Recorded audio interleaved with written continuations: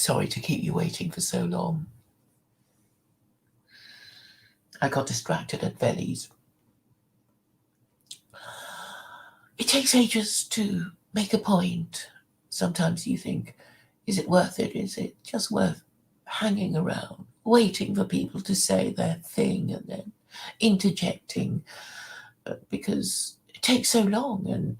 But if you don't wait and just say your thing, then it'll seem out of place and not particularly relevant. And obviously it helps when somebody says something in response to show that they've taken your point, they've understood what you said, and that's something, I suppose, though. How many people did take your point is something else. But I think on the whole, people know where I'm at. They know I am promoting secular Quranism, and therefore it means promoting Sharia, and they don't like it. But at least they understand what I'm saying. Now, this stream is about Ed Dutton, and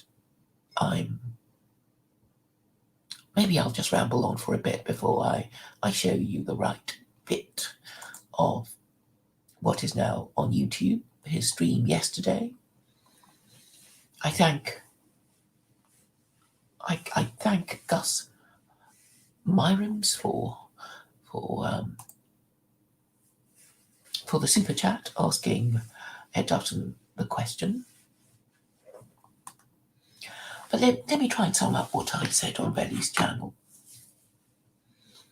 because it's actually a very interesting title today, and he is talking about I've forgotten. Yes, no, I haven't really forgotten. So it's about, his titles are really excellent, because they attract the political thinker like moths to a flame, like honey, like bees to flowers.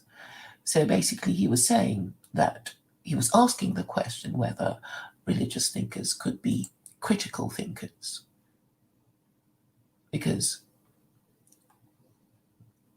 it is his view that religion is stupid. Oh my goodness, I can see myself, the stream turning into what's wrong with Veli's views. And I might even have to change the title later, because, well, Ed Dutton, he's basically a dishonest creep. I think he knows me. He knew me a long time ago, but he's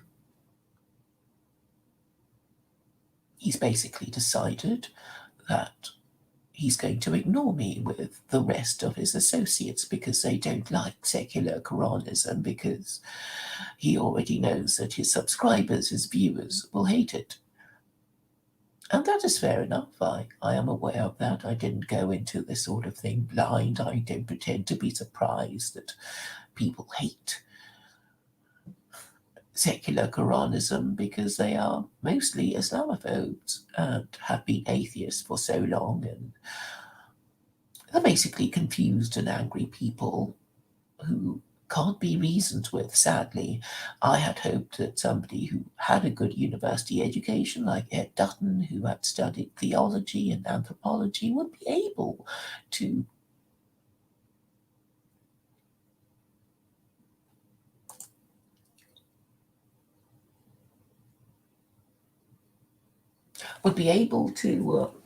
have a rational discussion about these things, but obviously not. It's very saddening, but I mean, it's not like I am spoiled for choice with people capable of an honest and rational discussion about anything at all. I mean, they're basically spoiled children who have been parented in a way that tells them that having tantrums work, not cooperating works, adopting tactics of denying truth, logic, and morality works. And that basically led a life as adults who do this sort of thing. And they're not going to change now because, if they're going to change, it would be tantamount to admitting that they've been wrong all their lives and that their parents have been wrong too. And if they're going to acknowledge that Christianity is idolatry and blasphemy, then they'd have to acknowledge that their ancestors have been wrong. And their pride won't let them admit it. And the problem of a culture of atheism is that most people will be suffering from the personality disorder of narcissism.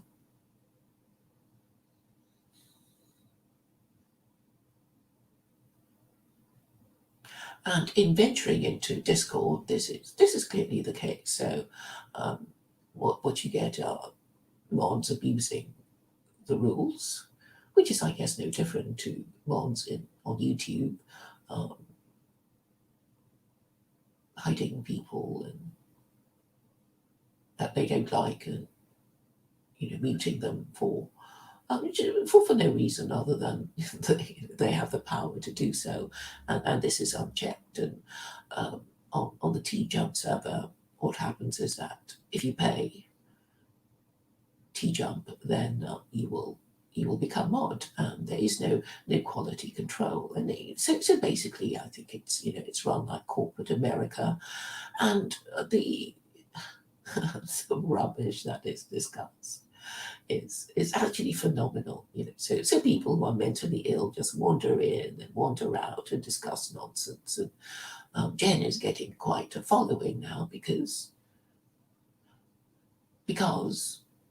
she's female, she's middle class, she giggles a lot, and this the men like, because they feel in a way privileged to have a woman who is promoting an idea, even if it's complete nonsense, because it amuses them, and therefore enormous amounts of time, man hours, are wasted talking about nonsense when they could be talking about important things.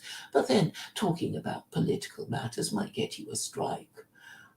So people just prefer to entertain themselves talking nonsense and laughing at people. And this is very sad because it means that the opportunity cost of talking about something sensible is being lost. And that is fundamentally the problem of idolatry and blasphemy. People have asked, what is the problem with idolatry? Why does God need to forbid it? And why does he try and protect his feelings from being hurt? And I've been explaining to people that it's really nothing to do with God. He's doing it for this prohibition is for the benefit of mortal and fallible men who would otherwise waste a lot of time talking nonsense, believing in nonsense, and fighting each other over whose nonsense is better than whose nonsense is best, when really it's all rubbish and a waste of time.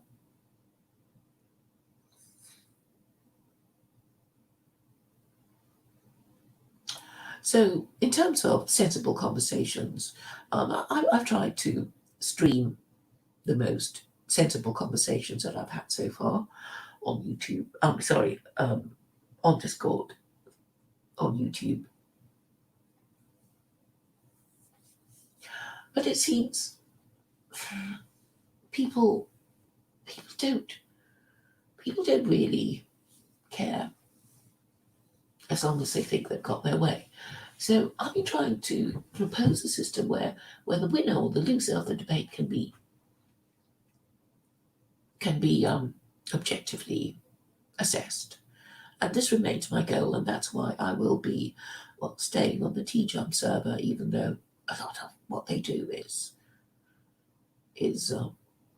more therapy than anything else. So let me now talk about what I managed to say on the Belly channel. And it is this, that religious people are in a way, religious people who believe in the Abrahamic God are more, I should say, Jews and Muslims, believing Jews and believing Muslims, are better able to solve their problems through their worldview, because if it is true that the Abrahamic God exists and all good and evil come from him, and everything happens for a reason, and or suffering is punishment for sin, and if we are suffering, we should stop sinning. And how are we to know that we have sinned? I simply say, go to the Noahide laws, there are only 7, and work out which ones your society is most disobedient towards. And obviously, the worse your society, the more of the Noahide laws you are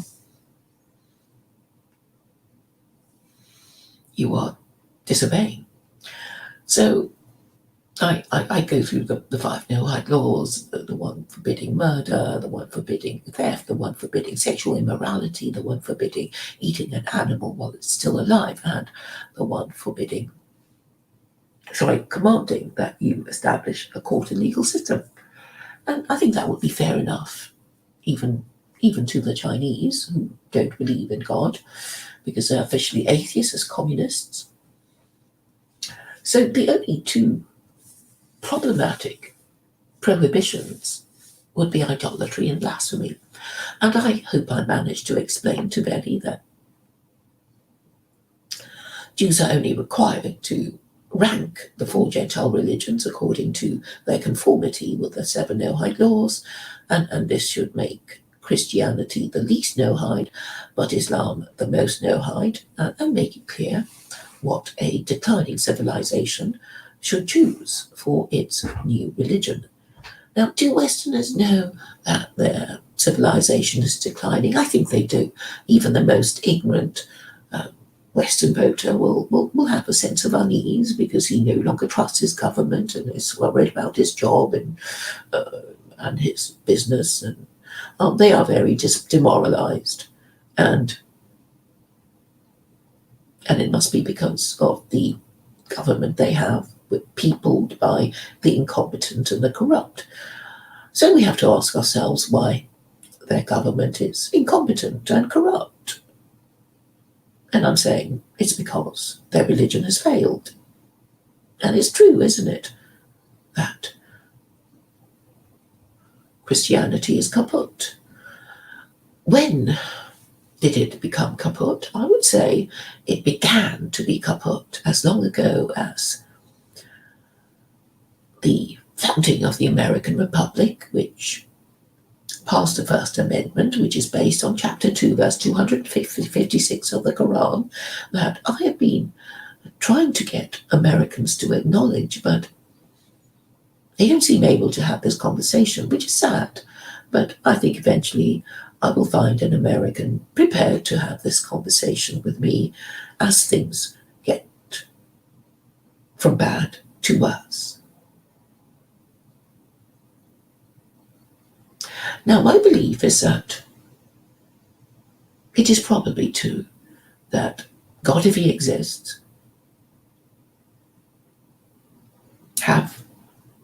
would have provided a solution to every problem in the world. This is what, in fact, the Jews believe, because they say, before the disease, the cure exists.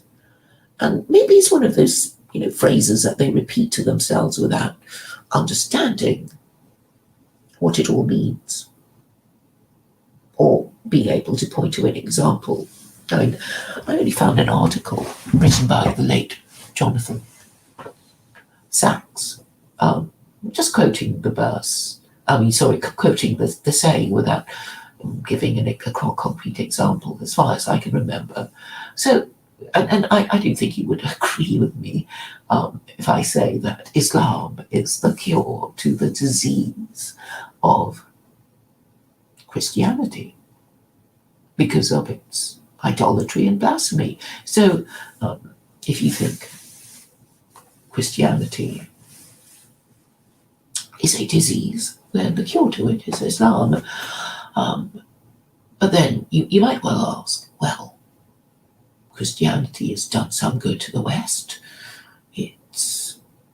It's had 3 global empires, and they have been Christian in the sense that the people acquiring empire have been Christian. And to this I say that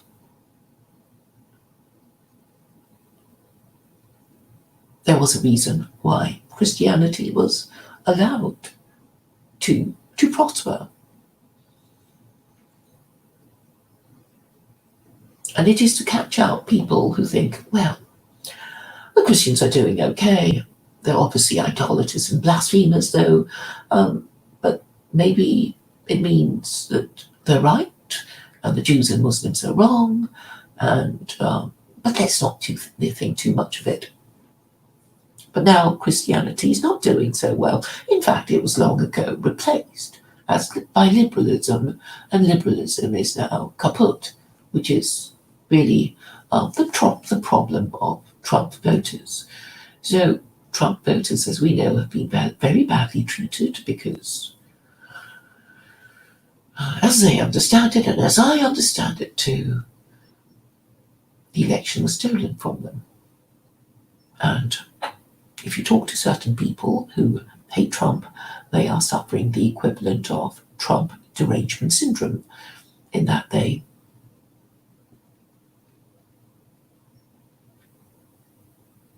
hate Trump to a hysterical degree, but can't quite explain it, and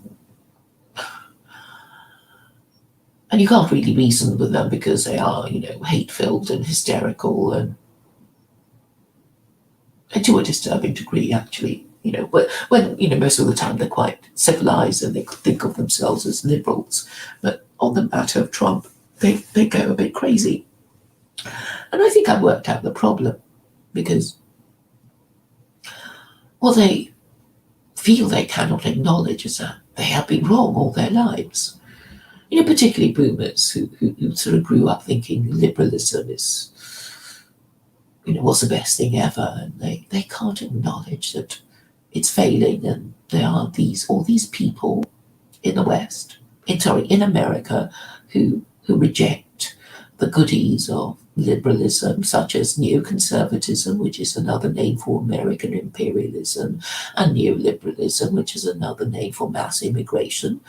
And in the same way that the British cannot acknowledge, or British men and women of a certain age, i.e. boomers, cannot acknowledge that the whole thing, the whole European project, is being rejected by the voters of Britain. And it's not just white voters, the white urban proletariat, usually demonized as being, Nazis, anti-Semites, fascists, and racists. They have noticed a certain pattern of behaviour in non-white British citizens also voting for Brexit. The Asians in places like Keighley and Luton, they don't like the EU either. And this they have been suppressing, and so what the liberal establishment is trying to suppress is that there is a growing consensus of rejection of the goodies of liberalism. What is liberalism anyway but the ideas of the French Revolution? And as we all know, the French revolutionaries had a wish list of 3 of liberty, equality, and fraternity. And I really don't think that you can run a civilization on a wish list of 3 things that are in fact incompatible with each other. And so it's no wonder that Western civilization is collapsing. And what I try to do is do the equivalent of tapping public intellectuals on the shoulder and say, look, I think I know what the problem is, and I have the solution, and they're all running away from me. And It is sad to think that there is no honest or rational intellectual in the entire global Western Empire capable of addressing my points or engaging with me on the subject. The few people who do have minuscule channels that they kind of want to, they just want to bump along at the bottom of the darkest corner of the internet because they don't want to get cancelled. So they won't be promoting my message with any kind of vigor or effectiveness. And this applies also to Ed Dutton, who knows what I'm talking about, but pretends not to hear or pretends not to know that I engaged with him a long time ago before he ever got onto Dubert's channel and pretended he had never heard of me. I remember a time when he was co-hosting a stream with a degenerate young man who lived at his parents', who was obviously middle class, but he was a degenerate because he had a bun on his head. He had a bun on his head. Anyway, I was hidden. I'm sure Ed will just pretend not to just say, oh, I didn't notice. But I've also separately tried to email him in order to engage with him on the subject. Richard Spencer is allowed to say good things about Islam, but Ed Dutton is not going to discuss it with me. A few nationalists have done that, and I thank Gus Myrons for super chatting his question on Ed Dutton's stream. Sadly, there are no intellectuals in nationalism other than Ed Dutton. I mean, unless you count me, I am really the biggest intellectual of all. How could this be? I am a mere woman.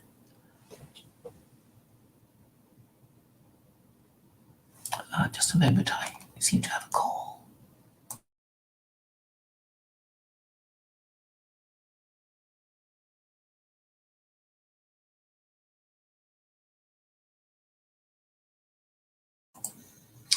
So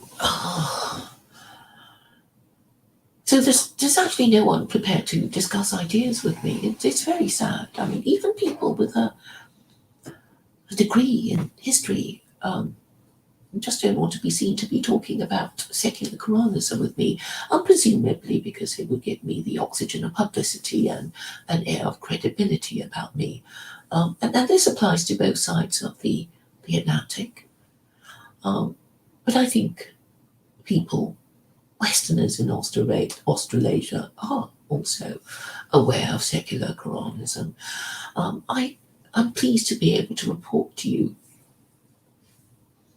that an American in South Korea actually liked the idea.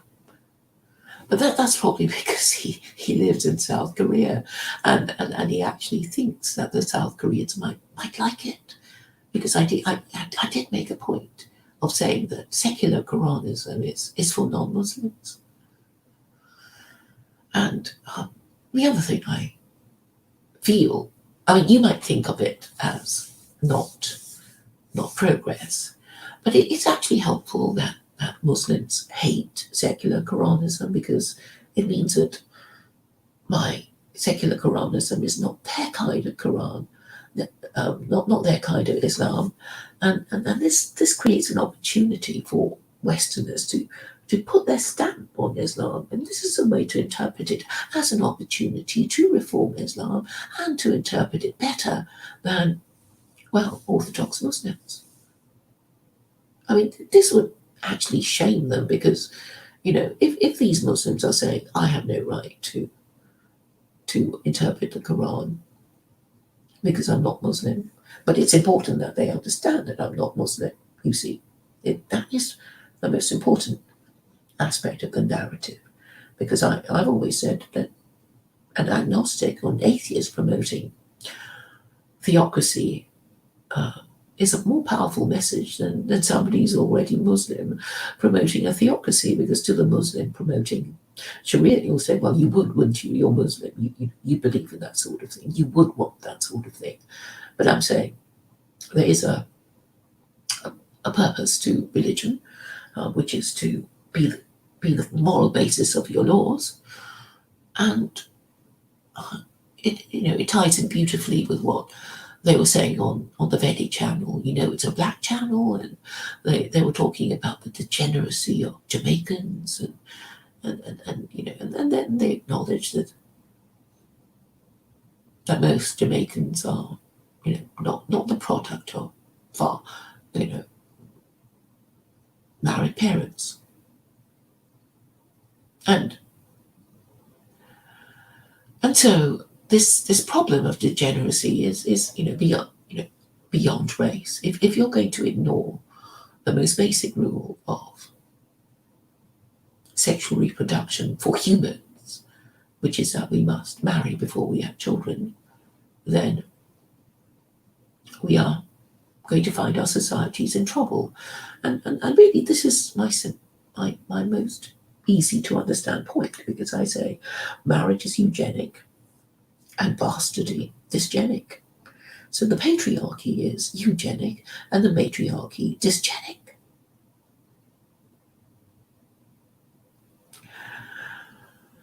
And of course, people will accuse me of being a Nazi just because I mentioned the E word. But really, what it means is that to be eugenic is to try and do your best to produce the best next generation that you can produce. And to be dysgenic is to not care about these things, which is what the matriarchy doesn't care about. It keeps producing marriage substitutes. It distracts men and women into marriage substitutes and waste their time and even waste their entire lives. Because there's nothing more tragic than a woman who discovers only too late that the time for her becoming a married mother has come and gone.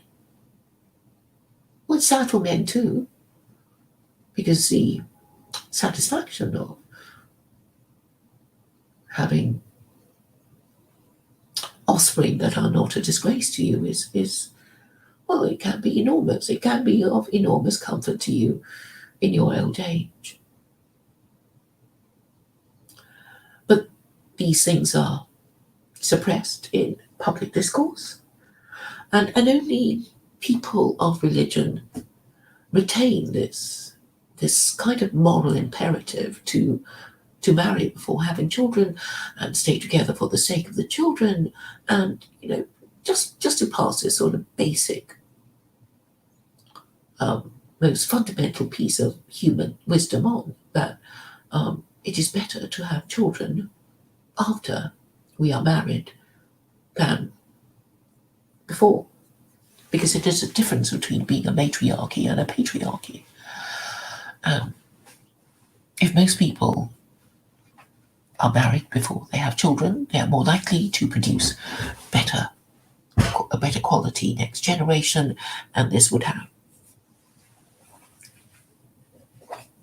consequences for their nation. And this is something that nationalists ought to care about, but actually they don't care, do they? These are the people who aren't married fathers, who don't care about these things, and just prefer to blame Jews and Muslims and all the people they hate for their problems, even though it's not true. Or some of them know it's not true, but they're too afraid to come out of this groupthink of saying we must blame the Jews, we must hate other races and talk about kicking them out, rather than ask ourselves if we had the wrong religion and we did the wrong thing by saying it's okay to have children before we're married. Because there are all sorts of political implications in saying this, because if you say that we should marry sorry, we shouldn't have children before we marry, then it means that you're kind of regretting all the premarital sex that you had, and maybe you have a girlfriend now that you're having sex with, to whom you're not married. Maybe you hope to have sex with a woman that you are not married to, and it's a big sacrifice to make for men, and therefore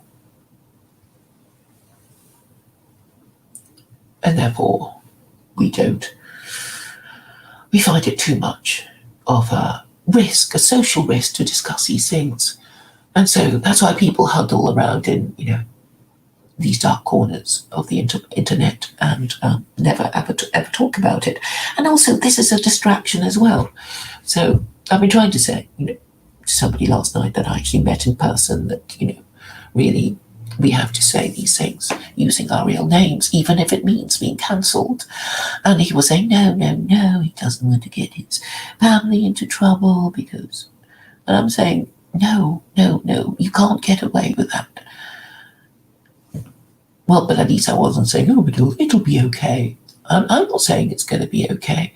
I'm saying you have to be seen to be making a sacrifice in order to be taken seriously. You have to be seen to be taking a risk, or nobody believes what you say.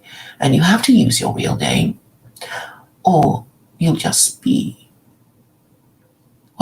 saying things anonymously and not facing and not taking the risk, really.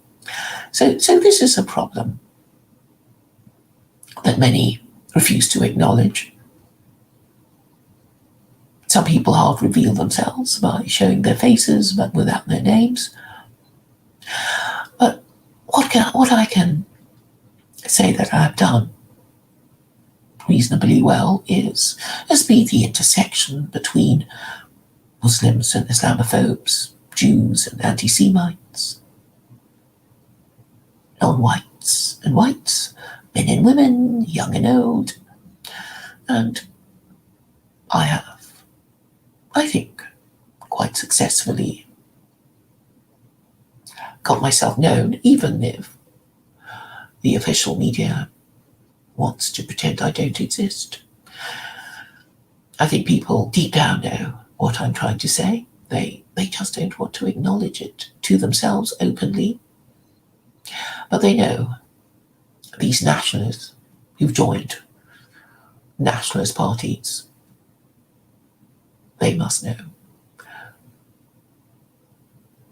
They must know why they can't talk about secular Quranism, because it's their pride. They don't want to acknowledge that they've been wrong. It's so much easier to blame Jews. But if they would acknowledge their complicity in their predicament, they would solve the problem quicker, because once you acknowledge the blame and have to forgive yourself, then you'll do it quite quickly. I think, we have to forgive ourselves because we have to live with ourselves. And so I make the simple point that any useful form of political activism must be to say what you say, what you really think, using your real name in front of real people, because the internet is a distraction. It makes you think you've said it when really you haven't. It makes you think people have heard you when really they're going to dismiss you because they see you as some kind of troll or anonymous avatar. I've already given you the link to the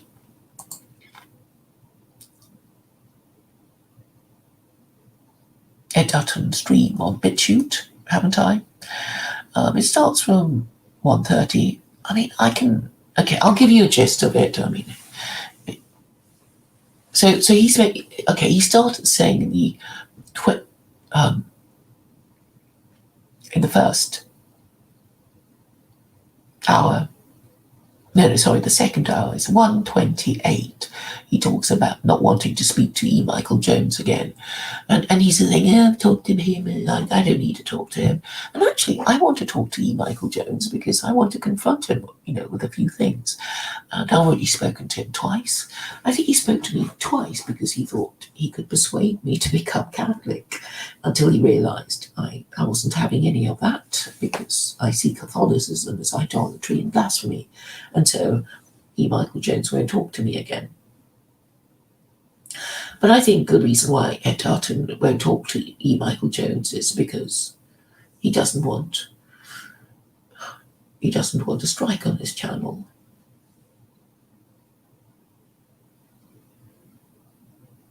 Because it would put him in an invidious position, I think, because, on the one hand, his subscribers want to agree with E. Michael Jones, who is the arch anti-Semite, and on the other hand, he doesn't want a strike on his channel, and he doesn't want to push back against E. Michael Jones because it might offend his subscribers. I think that is his basic reasoning. Is it okay on BitChute anyway to talk about E. Michael Jones? And perhaps because he is in this awkward position, he's not going to go there.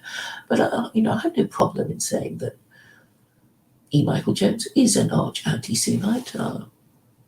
But I know lots of people like that. It's a character defect. It's a learning disability. It's a mental illness even. So, because my position is clear, I don't have a problem talking to anti-Semites at all. But Ed Dutton is kind of wanting to tread a thin line between being edgy but semi-respectable, I guess. And I guess he wants to protect his channel because he's a family man. So really, I'm taking these risks on your behalf. And you can either choose to acknowledge it or not acknowledge it, but there is no doubt what I'm trying to do. I do have a message. I promote it clearly. I have to bump along at the bottom because public intellectuals won't talk to me, because academics who are a dime a dozen are afraid of being cancelled. And I'm not saying that I'm going to be successful. I'm just saying I basically have to do what I'm supposed to do, which is to deliver the message. I mean, ideally, I would like the government to say, well, Claire, we've heard your thing, we've heard your plan, and we're going to reject it because A, B, C. And this is what I prefer, and that's what I am, a kind of messenger with the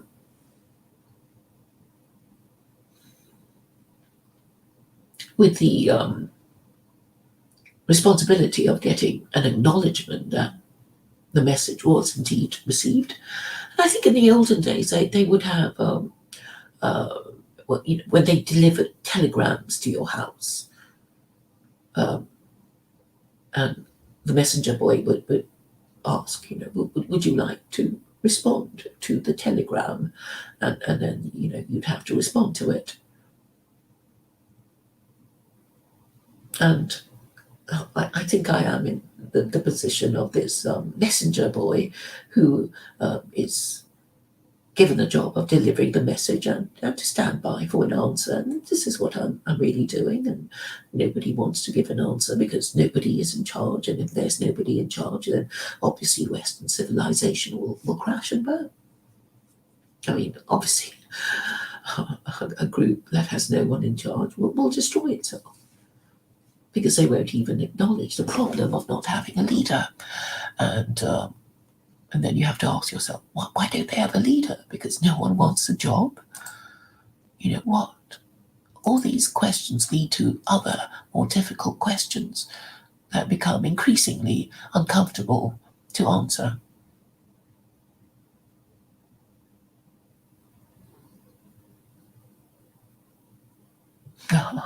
Stephen James. I mean, I really think these men are in fact obsessed. I mean, okay, you're going to say the same thing with me, but I do have a limited aim. I know I'm not I'm not supposed to foment revolution. I'm merely the messenger, and it is my goal to get my message acknowledged and responded to.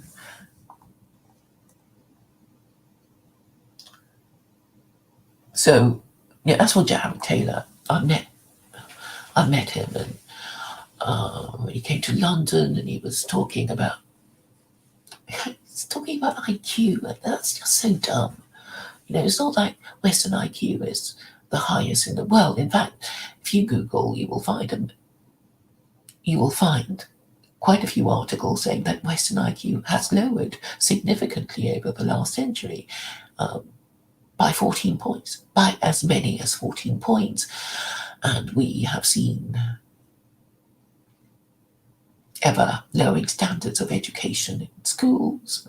I think we kind of know that people are getting stupider and stupider. So this is something for people to worry about, but they're kind of in the twilight zone of half acknowledging it and half ignoring it. So what do you want to say about secular Quranism, Abdullah al-Jalal? Oh, Stephen James, what did Michael Jones say about Jared Taylor's wife?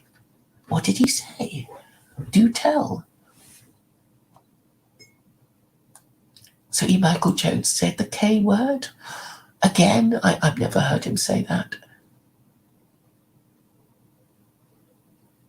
Please tell me what Michael Jones said about Jared Taylor's wife.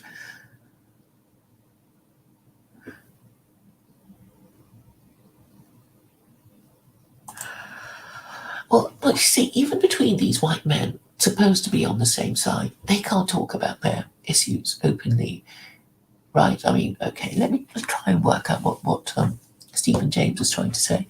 The debate was finally arranged on the gentleman's agreement that Michael Jones wouldn't make it an interrogation of Taylor on the JQ. Well, actually, I'm not really sure what that means.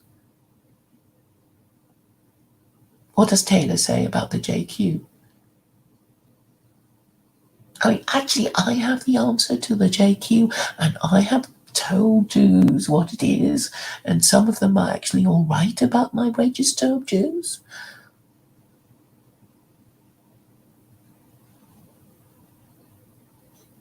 So really, I should be the one talking to government departments and stuff.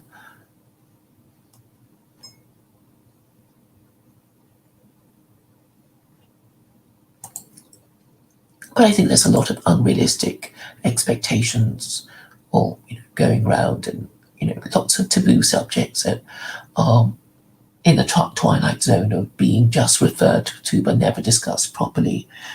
Thank you, Stephen James, for giving me further details. Taylor's wife was responsible for banning some people from American Renaissance. I knew it. Because, okay, when Jared Taylor was in London giving a speech about low IQ, non-whites, I was saying it's feminism. And he just refused to discuss the subject at all. He refused. He just couldn't acknowledge it. And then he said something about, the Chinese having their designer babies. And I thought that was just so stupid, because I think, what the Chinese have done to themselves is actually degenerate. The one-child policy, they're just going to, in fact, they do say that the younger generation are really little emperors, and they wouldn't have been socialized. They'll have all kinds of social problems because, not being socialized properly means that you will have relationship difficulties, and if if you don't even have cousins to play with because you're everybody's a one child family, that's going to have problems. So really, I was trying to say that the Chinese have really kind of shot themselves in the foot, if not the head, and there will be problems later. And they're only now trying to say, yeah, you can have more than one kid. But it's too late, all the parents will say, oh, we can't even, we don't even have the energy or the money to bring up our only child. Then you're expecting us to have more? So, so the Chinese are basically on a trajectory. It hasn't happened yet, but it will happen. No, soon enough, sadly. And it's just as dysgenic as saying it's okay to have sex with your sister or brother. It's as degenerate, maybe not to the same degree, but it is as degenerate of as saying incest is okay. So so when you play around with things like that, as Mao did, you're going to get problems. You won't get it immediately.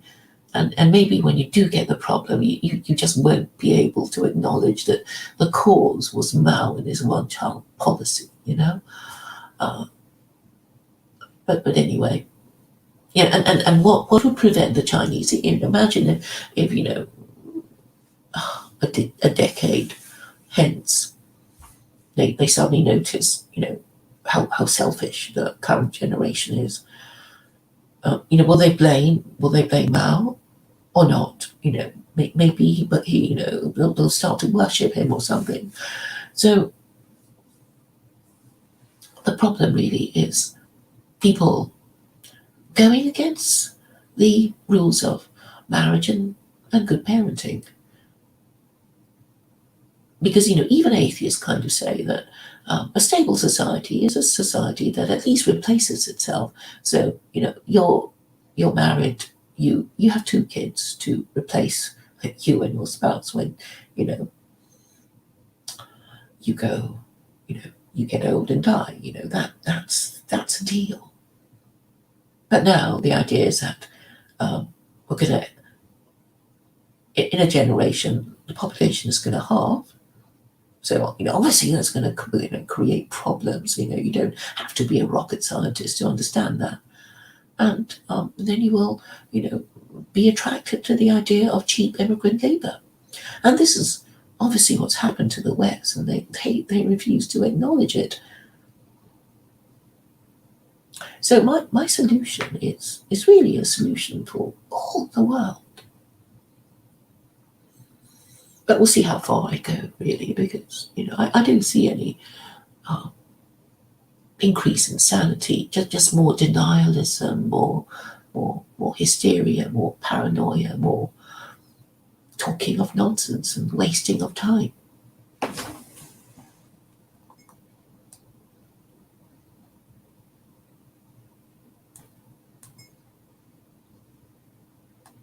Okay, thank you, Stephen James, for giving us a link to the debate between Jared Taylor and E. Michael Jones, and I don't think it's going to be any good because the problem isn't the Jews. And if the problem is the Jews, it's only the liberal Jews, and you can't blame Jews for liberalism because they didn't start it. It's not their religion to be liberal. It is, if you want to examine liberalism, the origins of it is because of the failure of Christianity, right? In France, the French Revolution was a rejection of the Catholic Church. And why did the Catholic Church get rejected? It was because it did nothing to improve the government of France, because France basically bankrupted itself by trying to hurt the British by sponsoring the War of American Independence. But in a way it was a good thing because because America was founded on Islamic principles.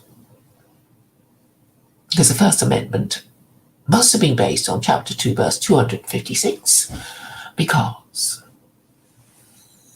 it's the only holy book that contains this guarantee of freedom of belief. So it's a statement that there is no compulsion in belief.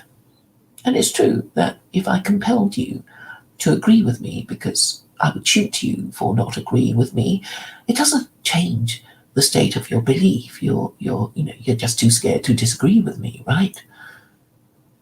And if I bribed you enormous sums of money to say something you don't believe in, your own beliefs haven't changed. So it's futile, really, to force people to believe or not believe. So you can only hope that you've got the right moral system, and you need to make it clear that you've got the right moral system by being prepared to argue with people about it, right? That's the only way. So you have the best moral system available, and then you allow people to argue against it because you're so confident of your righteousness. And that's the only way to do it. And that's why Speaker's Corner became a British thing, because once upon a time the British were confident enough of their political orthodoxy to take on all comers. And Islam is this kind of moral system because its holy book guarantees freedom of belief. And this is what the First Amendment of the American Republic was based on. Now, it would be nice if you people in your contact with Americans could point this out. Because actually the Americans are important. They should understand their own history and act upon their conclusions based on this fact of American history, that the First Amendment was based on chapter 2, verse 256.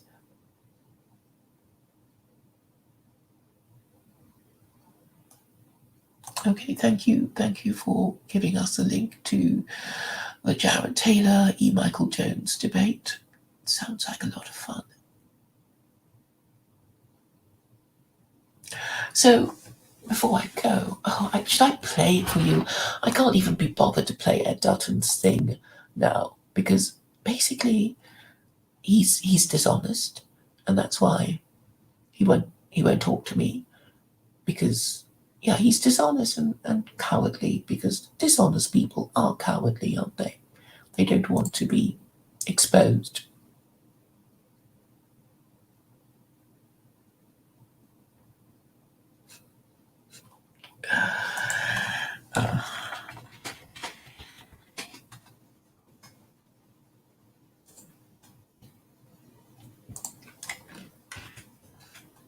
Sorry, I shouldn't respond to my notifications when I'm talking to you guys. But somebody was asking for a link because basically, okay, I'll tell you what Dutton said.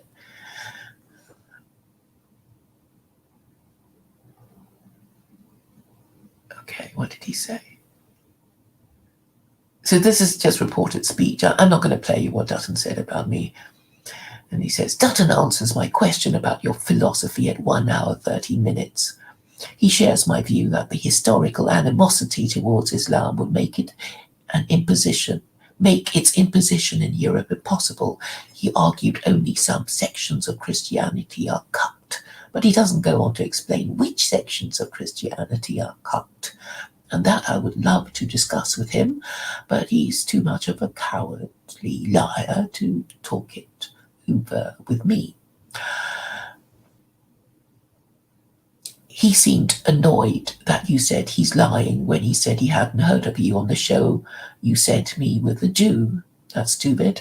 So I doubt he'd have you on, but at least your name was mentioned in front of his 3,000 viewers.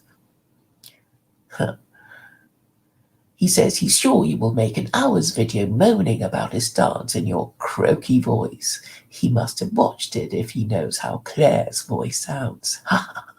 Yes, of course. I bet they all watch it.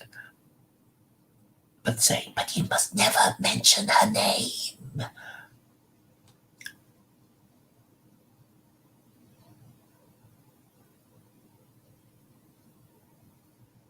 So,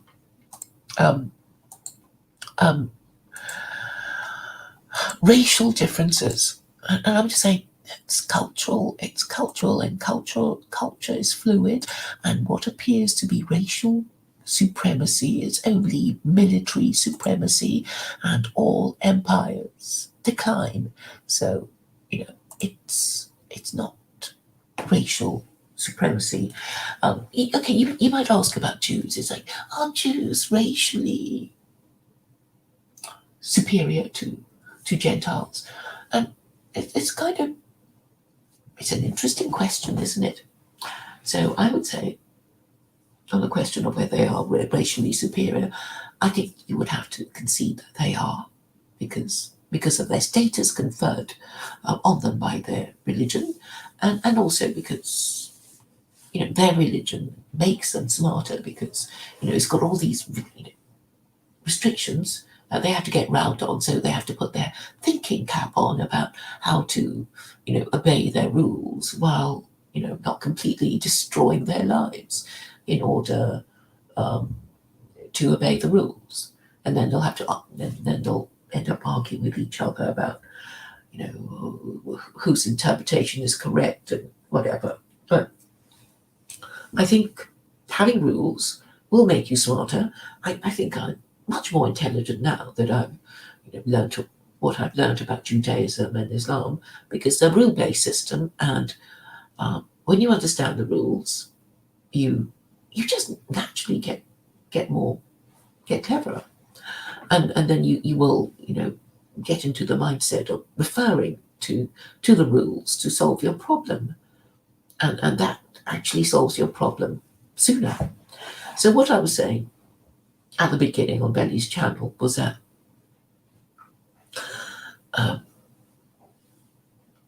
the view that God exists and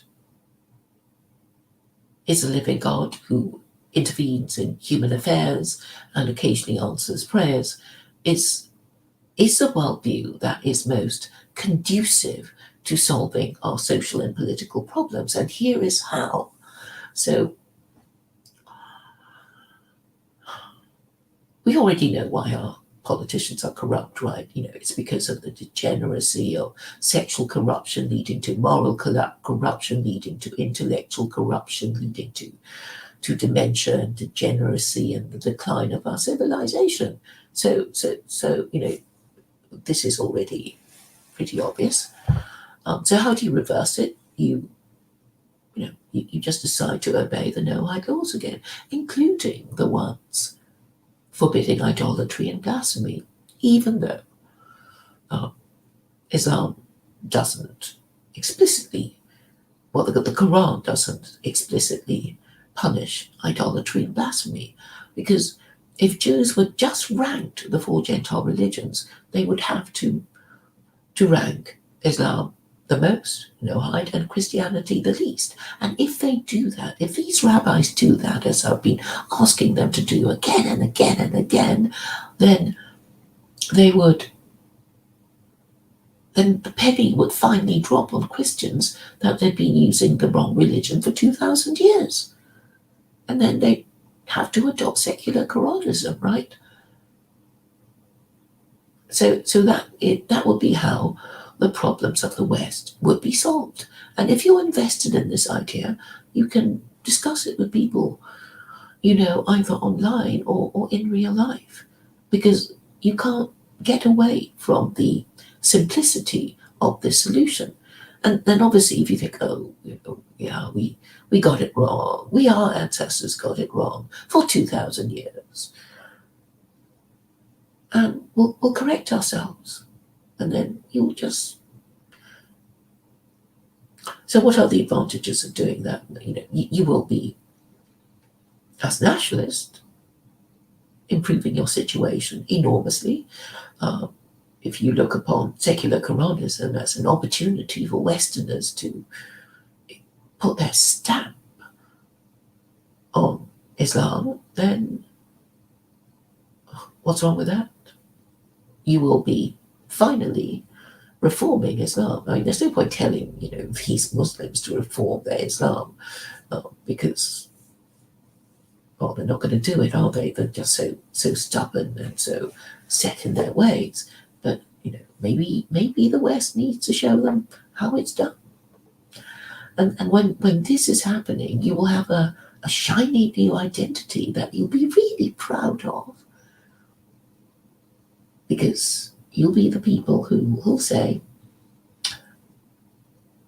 we jumped before we were pushed. We jumped because we read the writing on the wall. We read the writing of secular Quranism written by Claire Gore on the wall, and we realized that Christianity is kaput and has been failing for centuries, and in fact, the deadliest blow dealt to Christianity was the founding of the American Republic when the First Amendment was passed, based on Chapter 2, verse 256 of the Quran, that guaranteed freedom of belief, which destroyed belief in the Trinity. And this was done because 5 of the founding fathers were not even Trinitarians, and they were Adams, Franklin, Jefferson, Madison, and Washington. None of these people were Trinitarians. They all rejected the Trinity. And then if you look a little further at American history, you'll find there is such a thing as a Jefferson Bible. And this was basically Jefferson speaking to us from the grave, because what he did with the Bible was he just cut out all the bits that weren't to do with Jesus saying his thing. And it's a very thin document, and certainly not enough to be running your civilization on. But if you were to do the same thing to the Quran, if Jefferson did the same thing to the Quran, well, you'd still be left with quite a lot of rules that would run your civilization, your empire, your nation. So this is something I hope others will talk about. It shouldn't be placed on my shoulders, should it?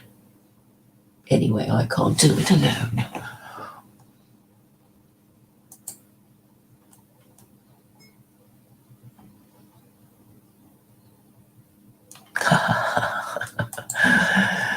Stephen James says, Peter Hitchens probably had flashes of Claire Gore in front of his eyes this week. He went on talk radio to opine about the Lipschitz being a secular Taliban in the UK.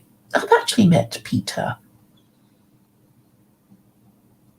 And he knows about my idea because when I was on Twitter, I kept asking him questions that he couldn't answer. And then I think he finally got my idea about disestablishing the Church of England, because I was saying that, if secular Quranism were ever adopted, the C of E would have to be disestablished, because then all other religions would have to be on a level playing field. And this would mean, I know it means tidying up your constitution. But I actually like the idea of, what would happen to Charles? Would he convert to Islam? Because really, I think it's sad that the royal family don't have freedom of belief. When you think, in the olden days, when all kings were absolute monarchs, the rule was that whatever is the religion of the monarch, that will also be the religion of his subjects.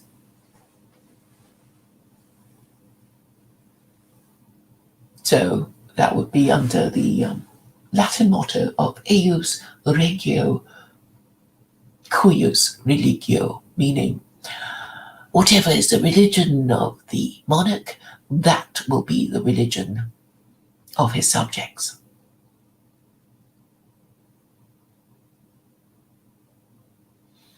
And now we have got to a situation where the supposed monarch of a European nation has no freedom of belief because the moment Charles decided, well, you can't even be Catholic, you can't even be another kind of Christian, he's got to be an Anglican, or you just get kicked off the you won't be succeeding to the throne. So I think it's very hard for people, spiritual people like Charles. I know he's quite spiritual, quite political. He means well. We don't have to agree with him, but we know he isn't interested in these things, and it is to be admired. A man who takes an interest in affairs of the state, particularly if he's Prince of Wales. So secular Quranism, if it were ever adopted, would give everyone in the country freedom of belief. It would be interesting to see what Charles would do. Would he convert to Islam, as people fear he would, or would he, be his own Archbishop of Canterbury, which is also an option, or would he just close the whole thing down and convert to Islam? I mean, obviously, it would please me enormously if secular Quranism were ever adopted in this country, but the ramifications would also, and it would be global, would also be very interesting. So if you want this kind of shiny new Western identity to play around with and to display, there is nothing better than secular Quranism that will give you access to this. Better than secular Quranism. I mean, what else would? What else that is realistic or respectable or moral can give you this? And once you have your new identity, I think you'll be very happy about it, I think. I mean, why wouldn't you? Because if it's going to fail, it won't fail immediately. So you'll have, this time between now and its failure to have fun, wrapped up in your new national identity. And if it doesn't fail, then even better. And why would it fail if you have the best people implementing it? And what stops you from getting the wisest people in the land to be your leaders? And wouldn't it be great if philosophy departments in academia talked about something sensible for a change, such as the definition of wisdom as well as its measurement and acquisition? So all these things would be intellectually very stimulating, and indeed Britain would get the credit for it because I'm based in the UK, and the Americans too, because really America is well, once upon a time the Americans regarded Europe as their motherland, and certainly if they're English, they would regard Britain as their motherland. So I think it would be a very inspiring story of being able to recognize your mistakes and correcting yourselves before disaster struck. So I think that's quite an upbeat kind of narrative. Now, with regard to women who are fearful of patriarchy, I think it's quite a good thing that I am female and agnostic and non-white.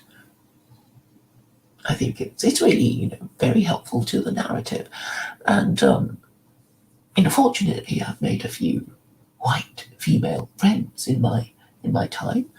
I don't think they think I'm misogynistic or hate white people. or anything of the sort. So a few female secular Quranists would help the message along quite nicely. So I think that there can be social and economic advantages to becoming an early female secular Quranist. It probably won't be Jen Sharf because she is, we know she has a few problems with her personality. But I think sensible white women who want to be married mothers or who want their daughters to become married mothers and who have sons whose interests they want to protect would have a lot, would find a lot that would please them in secular Quranism. And I hope that they will get in touch. And in this regard, women are very important. Because basically the men will follow with women wherever they go. They have to put up with us as we are. If we're going to be virgin brides or sluts, they'll have to take us as we come, and we have the power to raise standards too by actively choosing a lifestyle choice of becoming a married mother or a cat lady. Hello, Jen.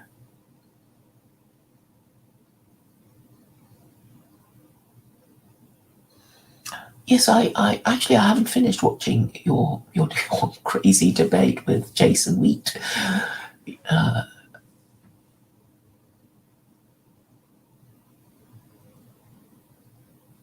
But I mean, yeah. So Jen embodies feminine privilege.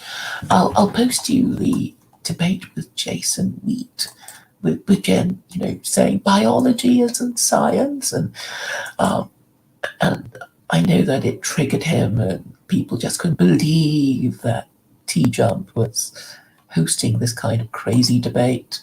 And then I guess they just settled down to enjoy craziness. And yeah, I guess they all had fun with Jen talking nonsense. But when you think of the amount of time being wasted listening to this and of course Jen is not the only one talking nonsense. This is obviously a kind of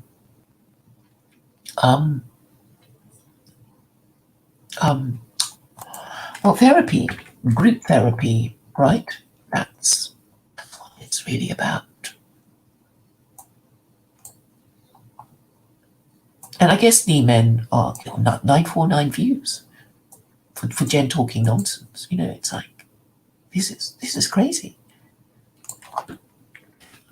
And why do people talk nonsense? Because they're probably too afraid to discuss, genuinely important subjects like secular Quranism and, the failure of Western civilization, the fact that Christianity is kaput. They just want to talk nonsense with Jen and laugh at her.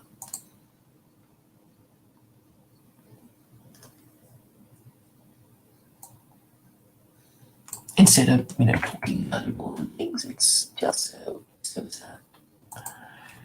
And of course, the opportunity cost of not talking about important things and just talking nonsense is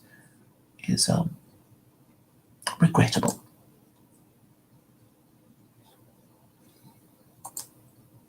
Very regrettable indeed.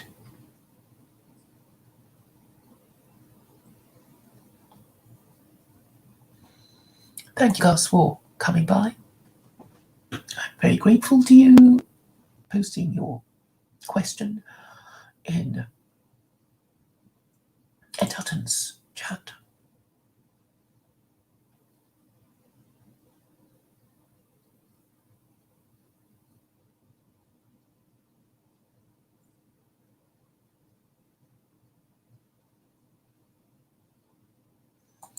And Gus has a channel, of course, and I highly recommend that you watch his videos because they do make a lot of sense. Because they are, his own thoughts. And I want to mention that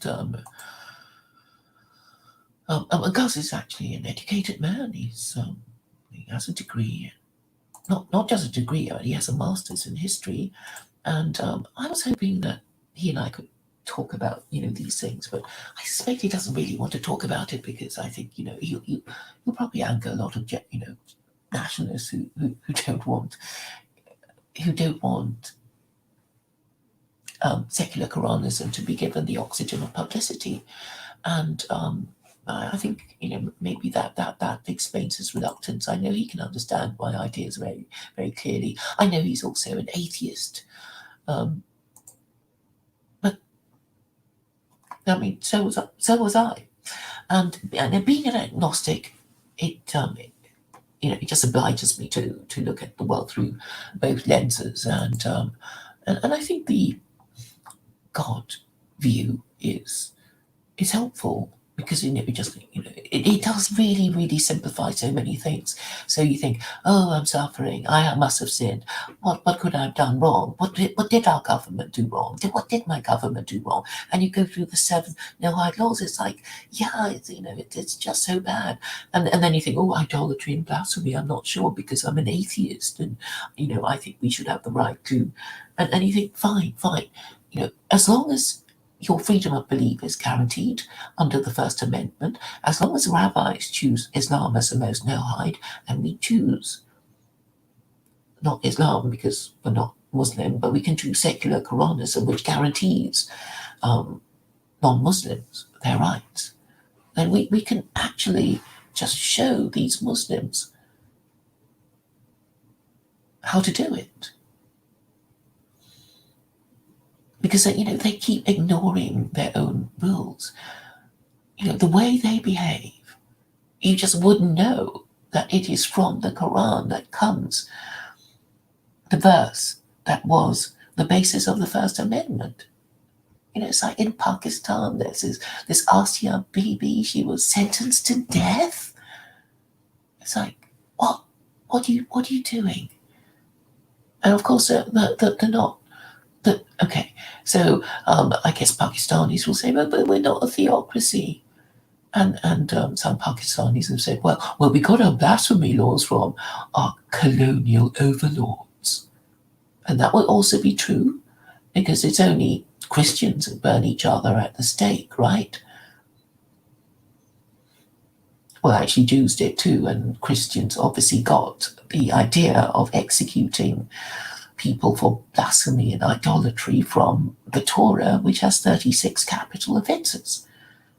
And with these Jews, if they were being logical about their religion, if they really believed in God, they would think, oh my God, we're going to get done so badly, because even if we're not punished in this life for our sins, for doing any of the things in the Torah that attract the death penalty, it means that we're going to get punished in the next life. So if you think, you're drunk and disobedient son, it's death. You break the Sabbath, it's death. You encourage, you bow before idols, it's death. You're guilty of blasphemy, it's death. You encourage a group to practice idolatry, it's death. Lots of things. Adultery is death. Sodomy is death. Lots of things are death for Jews. So if you're a believing Jew, you think, well, I probably have cocked up quite a few death penalties in just one life. And all things being equal, if God exists, I will be punished in the afterlife for these things. And this means that there are 4 kinds of capital punishments: death by stoning, death by fire, death by strangulation, and death by beheading. So if you clocked up four different kinds of death penalty, you'd have to be strangled and then resurrected and then beheaded and resurrected and undergo death by fire and resurrected and then undergo death by strangulation and go, and until, all the death penalties that you collected in your lifetime would be discharged. So it doesn't sound like much of an afterlife, does it? So one of the things I wondered about Jews is that, okay, I like to think that if my mum and dad weren't Jews, I would be thinking to myself, as soon as I heard about, being a no-hide, because, this is what Jews would say to Gentiles, is like, as long as you're righteous, no-hide, you can get to heaven much more easily than we do, because we have to observe all these 613 laws, and it's really complicated and you wouldn't want to do it, but you guys, you Gentiles, you just obey the 7 no-hide laws and you'll get into heaven. Lucky you. And I was thinking, if I were a Jewish child, I would be asking my rabbi if I could become a no-hide. And I guess I would get cancelled by my rabbi, right? It's like, how can you even think of such a thing? We're such wonderful chosen people, and you're telling us that you want to be like the Gentiles? But I'm sure that more than one Jewish child has asked the question. We're never told about it. We were never told what answer rabbis would give to such a child asking such a question. And of course it should be answered. And also, I can solve their problem too. So with my register of Jews. So you want a Jew, you want to be an ex-Jew, you get your name on the register, and then you get struck off and you become an ex-Jew. There you go. And then you can, be a righteous Gentile and get to heaven the easy way through just obeying the 7 no-hide laws. So I think secular Quranism has great potential if you're interested in working all these details out, and I think probably only rabbis do, and I think rabbis are a bit wary of me now because they don't want me to keep banging on about them not teaching the no-hide laws properly. And because they don't want to admit it. I mean, in the same way that Christians flee from me because of the Trinity, because they know they can't defend the Trinity, because they know it's morally and intellectually indefensible, Orthodox rabbis kind of know now that I'm going to be asking them which Gentile religion is the most no-hide and which the least, and they don't want to say because they don't want to offend their Christian overlords. And then I'm going to say, well, maybe that's why God is punishing you, because under your watch, when you were supposed to have been teaching the no-hide laws to Gentiles, you haven't been doing it.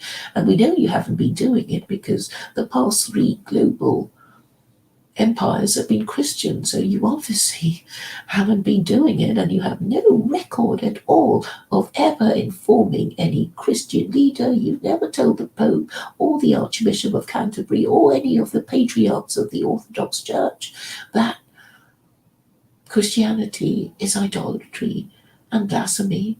Or if you want to be polite, you could have asked them, how and why is Christianity not idolatry and blasphemy? And had a discussion about that. But I think we know that they haven't been doing it. But it's not too late. Yom Kippur is coming up. It's on the 16th of September. So it's not too late. It'd be so nice if chief rabbis of all the world, invite the Pope and Archbishop of Canterbury and the patriarchs of the Orthodox Church to explain how and why Christianity is not idolatry and blasphemy in a Zoom meeting, and we can all watch it. I mean, that would be great, wouldn't it? That would be wonderful. And then the whole world would change. Because I don't think, okay, these rabbis are not, well, they're supposed to be like me and not let them get off the hook. Because Christians have to realize the enormity and extent and the length of their sin before they will finally accept that Christianity is kaput, and that's why their civilization is failing, and that's why they must adopt secular Quranism. And so it's necessary and a command, really, for rabbis to do what I have been saying that they must do for the good of the world.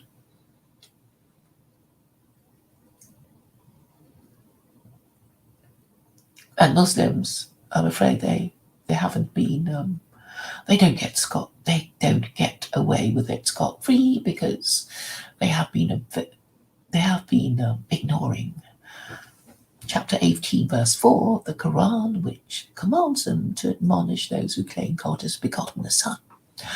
And so I guess they're all guilty. All the three Abrahamic faiths are guilty, but they can repent, can't they? Because the Day of Atonement is coming up, and this is really what I want people to discuss on their channels. If they're not quite sure about the theology, they can ask me, and spread this news outwards and upwards to their Christian leaders, because I think it would be fun, even for Christians, to hear the official explanation of how Jesus is God. And we want to hear the Pope explain how and why Jesus is God. Because I've been asking so many Christians, and every time I ask, the answer is different. They either make up some crap or they refer to some verse, and that's not good enough. It's got to come from the top.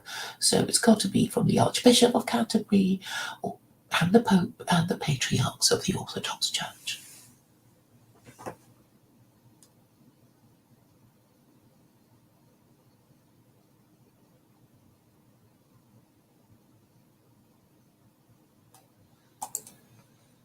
Young Gus, people are fixated on religion because they know it's political.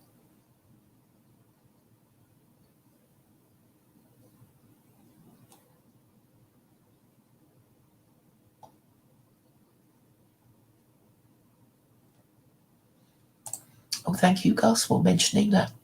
Gregory, Lord of Frost, who I have met, will be on Ed Dutton on Thursday.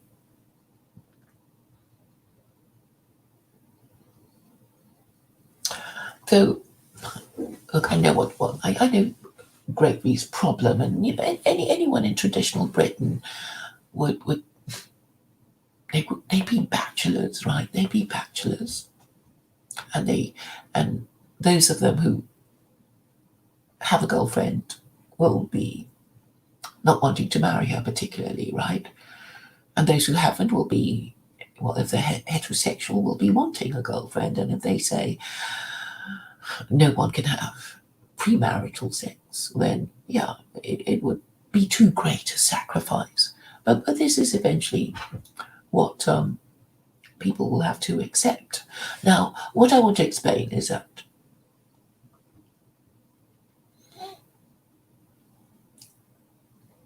there is room for manoeuvre with secular Quranism. So the punishment of 100 lashes per illegitimate offspring will only kick in once you have a baby without a marriage certificate. So anything before that, no, there won't be a bedroom police.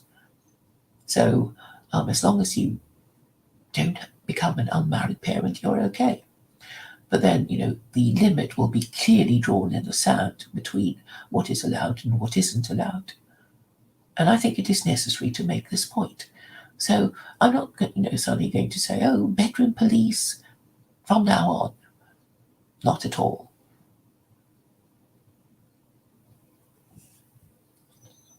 So I don't think it's going to be that hard to adapt to. and there will be legal brothels. So the sex won't be too expensive for men who can't find wives. And we're going to interpret it in a rational and humane way. And people will be concentrating on religion because, as people get desperate, they will go to God.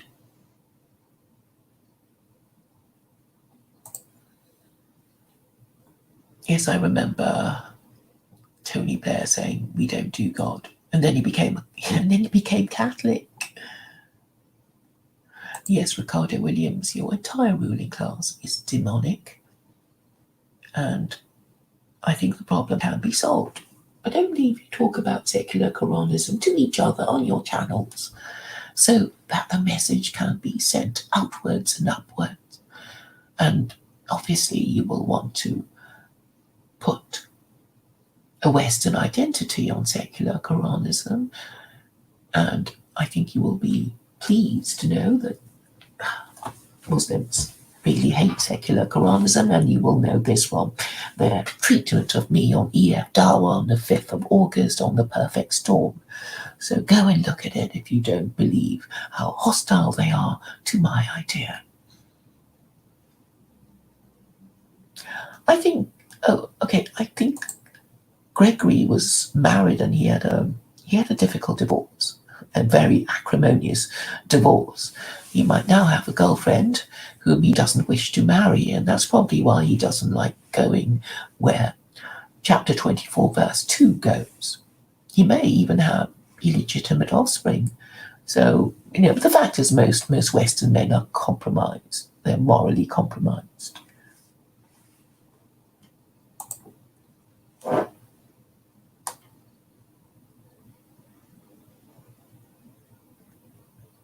So Gus says, if I enforce chapter 24 verse 2, prostitution and illegal abortions will explode.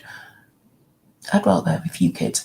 Well, it won't be a few kids making mistakes. It actually causes civilizational degeneracy. And, prostitution can be confined to red light districts. And, there are actually men who are prepared to marry prostitutes. And in fact, there's an example from the Old Testament of a prostitute marrying a prophet of God. Joshua married a prostitute. Her name was Rahab of Jericho. So there's hope for all. There's hope for us all. So I think that story should also be mentioned. So basically, Rahab. Well, I like to think, she's probably this woman who's so sick of her men, that the men of Jericho expecting cheap sex from her, that she thought she, just let the Israelites in and sort them out, because she hated the men of her own city so much. Anyway, as you know from the story, the walls of Jericho came tumbling down, helped by Rahab, the prostitute, who ended up marrying Joshua.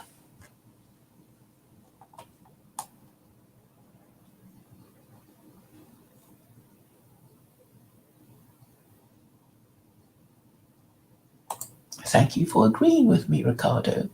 Renewed moral order, like licensed brothels, makes the price of sex clear from the outset. And this is a thing that maybe a lot of men don't quite get, which is that if you pay a prostitute for sex, she won't be knocking on your door 3 months later and saying she's carrying your child. You'll tell her exactly where to go. You only paid her for the sex, and that's why you won't be paying her for the kid. But if you thought that sex was free with some woman three months ago, and she comes knocking on your door saying she's carrying your baby, then you would be in difficulties. So fornication is a practice that carries very high hidden charges, though it would appear to be free. But with an honest prostitute, she'll tell you the price up front, and you pay her, and you don't have to pay for the kid. And that is really the difference between prostitution and having sex with immoral women who pretend it's free at the beginning.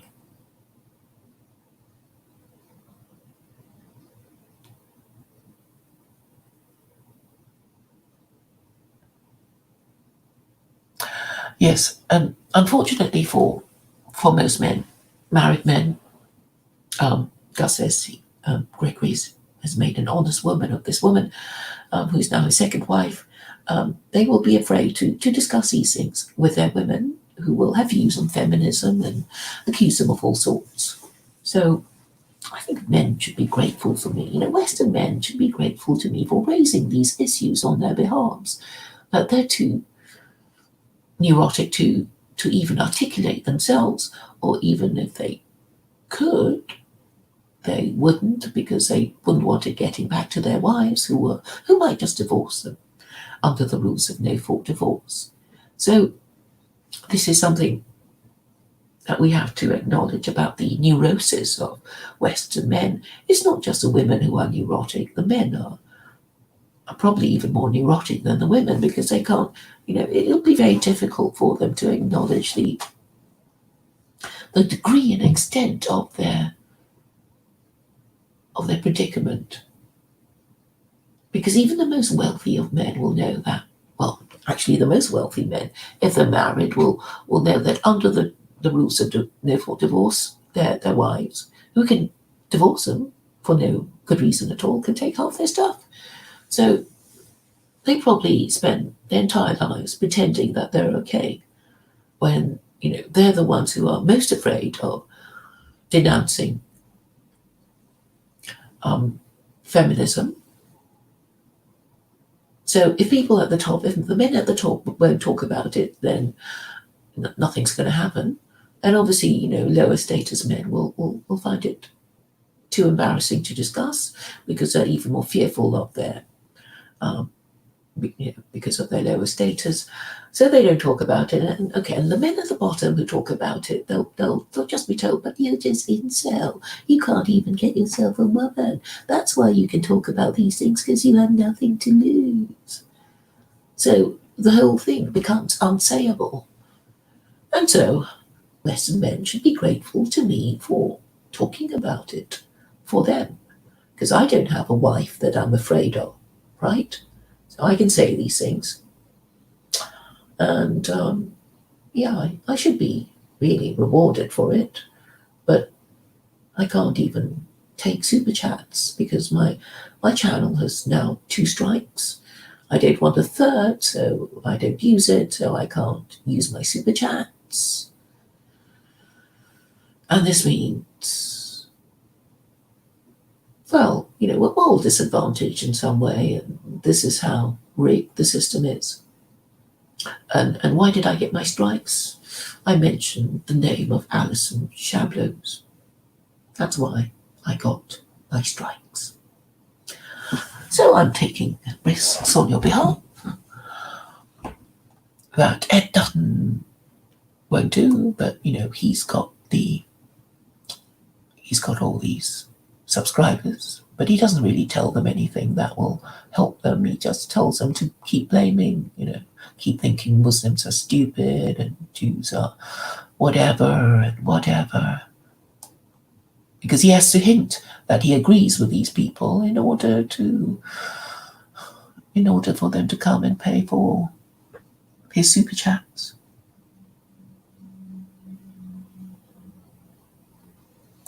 Sex slaves is a subject raised by Abdullah Al-Jalal. No, you can't have sex slaves unless you... Okay, this is how it will work. You have slaves, both male and female. You have female slaves You can't just have sex with them just because you're female slaves, all right? That can't be done. What you have to do is, if you want to run a brothel, you'll have to ask your female slaves if they'd like to work for their manumission from their earnings as a prostitute. And they have a right to say, no, we wouldn't dream of doing such a thing. We'd rather clean toilets, or whatever they say. If they reject your job offer as a prostitute in your brothel, so you then people your brothel with prostitutes who are your slaves, and then you'll have to pay to have sex with them, and then you may have a few favorite ones, but this is how it would work. Sex slaves under secular Quranism. You can't force your female slaves into prostitution, and once you get them to agree to a contract of prostitution working off for their manumission in your licensed brothel, you will have to pay to have sex with them each time. And this is how it would work under secular Quranism, as long as you understand how it would work.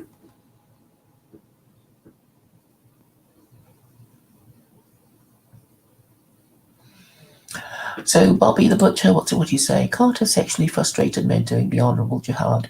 Well, okay, what your reward, if you support secular Quranism, is that you get to restore your patriarchy, all right? And then men will be in charge of women, being their protectors and providers. That's how you get your country back. And under a patriarchy, you would get more marriageable men and women, and then they'll marry each other and have more white babies, which is what you want. But that's how it would work, because your problem, incels, is that you won't marry your women, and then you pump and dump them, and then they hate you and vote against your interests. Because this is really what's happened to you. Because men who don't marry women are in fact creating for themselves an enemy to themselves. So women will vote to protect the interests of their fathers if they're living under the same roof as their fathers, or their husbands if they're living with their husbands. But if they are living in separate households and hate men for having pumped them and dumped them all their lives, they're going to vote against your interests, and they're going to be voting to let more immigrant men in, because they'll be so disappointed with men of their own race that they will hope for better things from men from foreign lands. That's what's happening in the West now. So this is my socio-cultural explanation of why the matriarchy established itself. Abdullah al-Jalal wants personal sex slaves. Well, I'm afraid you'll just have to go to your brothel and pay for whatever you want to pay for, whatever you can afford. I'm sure you don't really want to have 4 wives. When all you want to do is have sex with 4 women, right? So, visits to your local brothel should satisfy your needs. Because I don't think you really want to have to provide for 4 wives and pay for their children and accommodation and food and all that. So, yeah, you have to be realistic about these things. So, I think I've come to the end of the chat. Thank you, everybody, for listening to me discuss why the religious view can make us more sensible.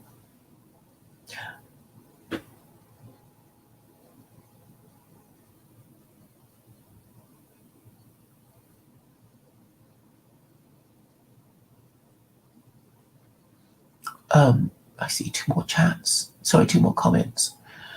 Okay, I was just going to sum up what I thought I'd said.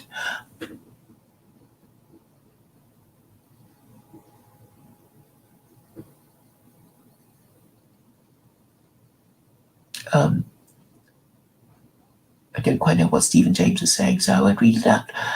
Alan Bastard says they want to destroy Anglophile societies. They're desperate to see the end of us. Now, who are you talking about? Who are you talking about? Or are you afraid to say the J word?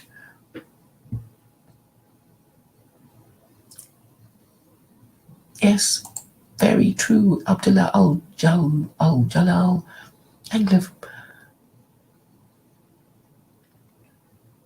the Anglosphere is basically destroyed because of feminism.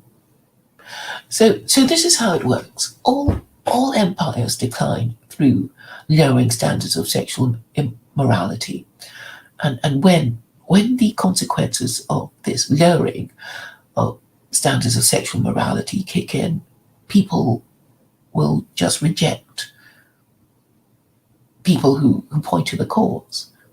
They'll say, no, it's not true. It's not true that no-fault divorce caused us to not marry each other. They'll just deny it because they can. And then, while they deny it, the problem won't get fixed.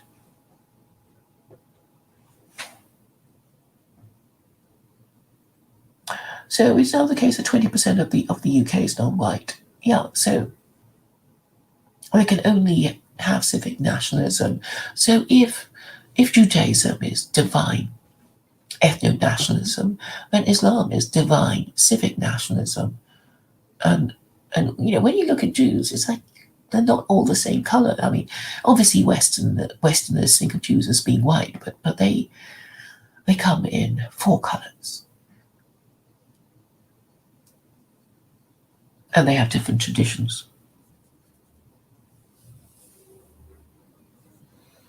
And interestingly, talking about the 20% non-white of non-whites in the UK, Israel has 20% who are not Jews in Israel. So much for their ethno-state, eh? They have the same problem as us. So liberalism will eventually destroy all societies, Jew or Gentile. And so what we must do is talk about liberalism as a viable and sustainable and morally respectable political ideology. And I'm saying it's not respectable. It doesn't have scripture. You can't find liberals who can even agree on what liberal principles are. And that's why it has to be taken out with the trash. So I know Americans think of themselves as liberal, but really it's Islamic. Because the whole idea of the Constitution of America, it's the first country to have a written constitution, It's the first proposition nation. Everybody else followed, copycatted the Americans, but for a while it was the Americans who believed in it. And that constitution was based on the legal system in the Quran. And I really don't think Americans can deny this. And I hope that enough YouTubers, bigger channels than me, will find the courage to say this and ask these questions in time for Yom Kippur.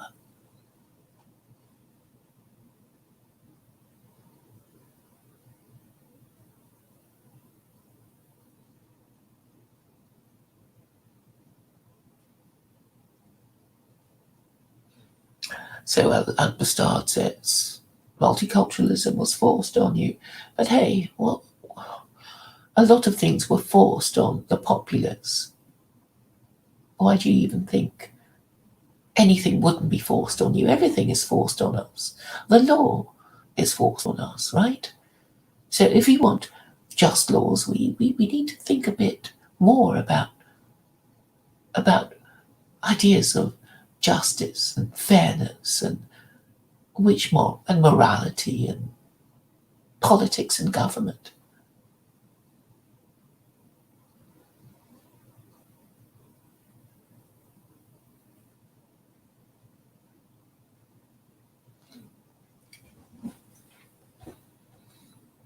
So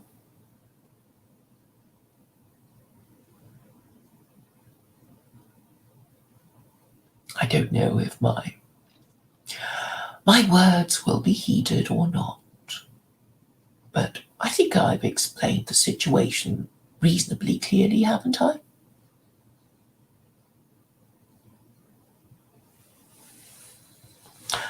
Not quite sure what Bobby the Butcher means when he talks about the Grim Reaper. Is he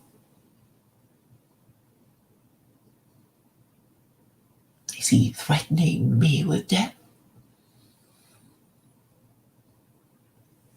But anyway, death comes to us all, so we have to use what available time we have to do the right thing. Whether we believe in God or not, I think, because I think the ideal is to not have regrets. And apparently what we regret most as we lie on our deathbeds is things undone. It's mostly things undone rather than things done. And things undone tend to be things unsaid, and things unsaid would be things to do with religion and politics.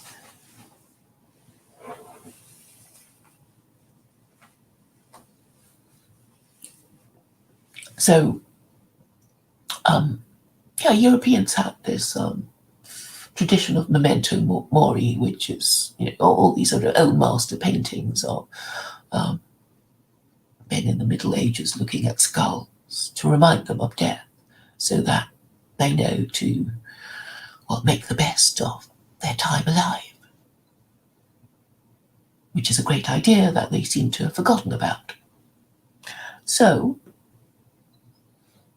what we ought to do, whether we believe in God or not, is to think of our epitaph.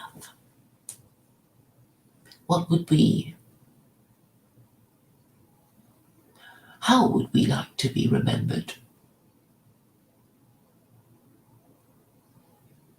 I mean, obviously we're supposed to be good children and good parents and good employees and good employers, or whatever role we happen to be in. But we should have a think about what we want to be remembered for. Ideally, did we have a dream about something that we wanted to do something with our lives, and as we near the twilight of our lives, to what extent have we succeeded or even worked towards this goal, if we remembered it?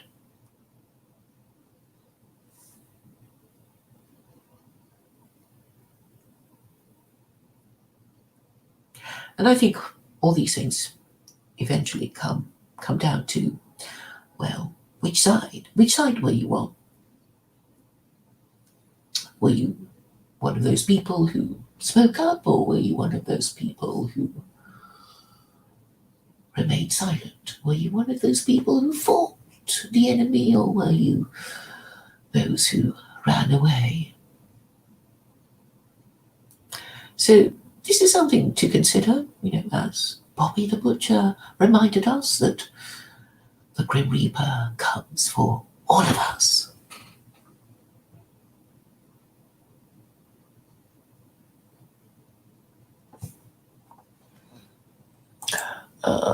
Stephen James asks about decent architecture produced by Muslims. Well, they have wonderful architecture in Granada, the Alhambra, plenty of beautiful mosques in Iran, Turkey.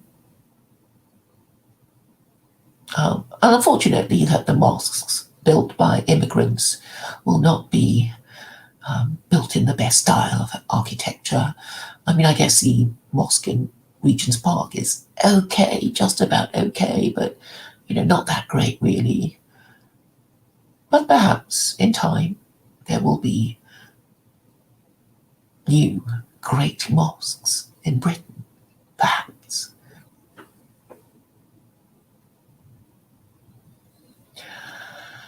But all culture needs,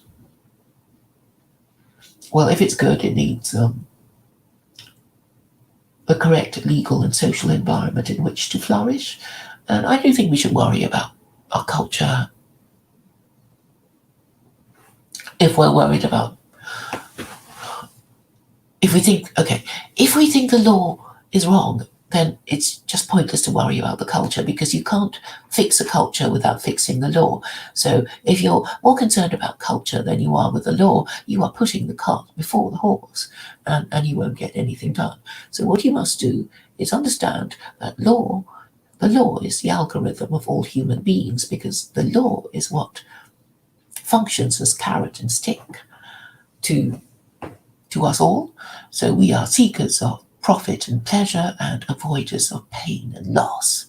So if the law encourages the right kind of behavior that will improve our society, then our society will flourish. But if the law discourages good behavior and encourages bad behavior, then we should expect our society to crash and burn. And all I want is for people to be capable of discussing these things on their own streams, in their own lives. And if they're too afraid to discuss these things, then obviously the culture will change, because the law won't change. And the law won't change because no political activism will be focused enough to change it. And only the focused political activism of those who want to restore the patriarchy is worth considering. And this means that you have to promote secular Quranism, and even if you don't approve, you have to talk about it on your channel.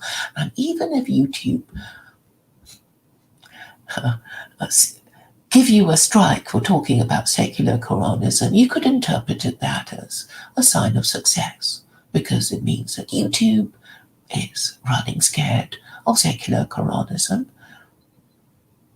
So you just have to keep talking what you believe to be the truth, backed by logic and some sound principle, that of government in the national interest, which is how I define nationalism.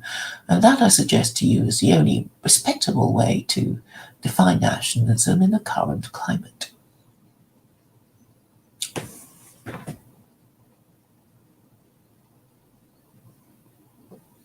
Anyway, I've spoken for nearly 2 hours, and I think I can go now, before I remind you again that the distinction between religion and politics is a distinction without a difference. And it was Seneca who said that rulers regard religion as useful, the wise regard belief systems and stories and scriptures probably untrue, and the sheeple regard them as true. I forget the concise way that he expressed it, but I think I should explain it the long way to make things clear. So we have to talk about religion, we have to talk about Christianity being kaput, and religion is the only way of imposing shared moral values. And if we don't have that, then we should expect our civilization to decline and fall. So thank you very much for listening. Thank you and goodbye.